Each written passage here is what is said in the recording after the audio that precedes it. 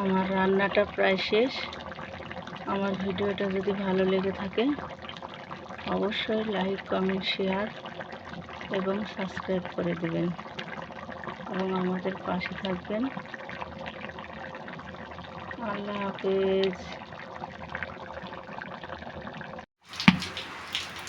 কুমড়ো বড়িটা দিয়ে দিলাম, সঙ্গে মাছটাও দিয়ে দিলাম।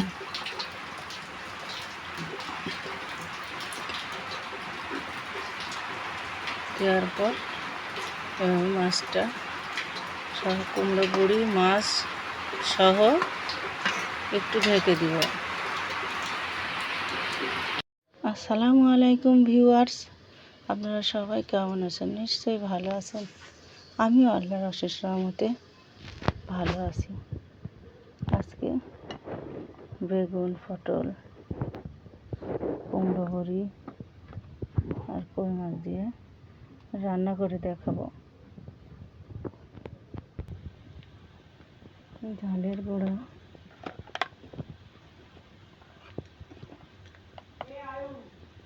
হলুদের গুঁড়া,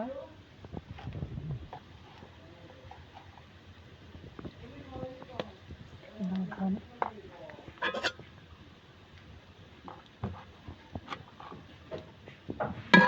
আদা বাটা, জিরা বাটা,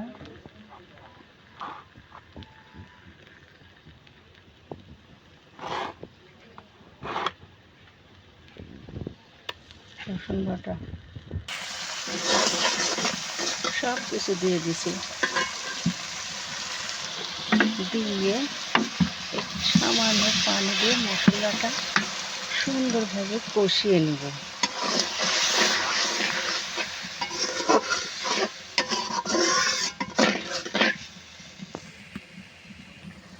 মশলাটা কষানো হয়ে গেছে, এর মধ্যে মাছটা দিয়ে একটু কষিয়ে নেব।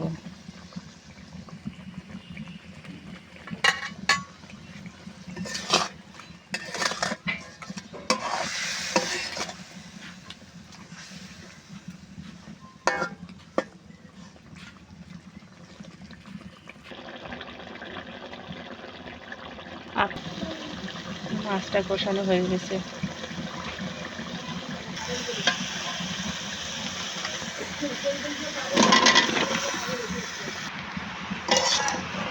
মাছ কষানো মশলার সাথে আমি তরকারিটা কষিয়ে নিচ্ছি। এভাবে কিছুক্ষণ কষিয়ে নেব।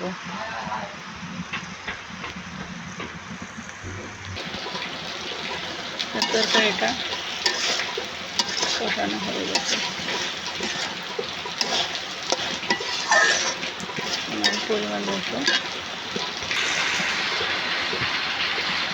পরিমাণ মতো ঝোল দিয়ে দিলাম।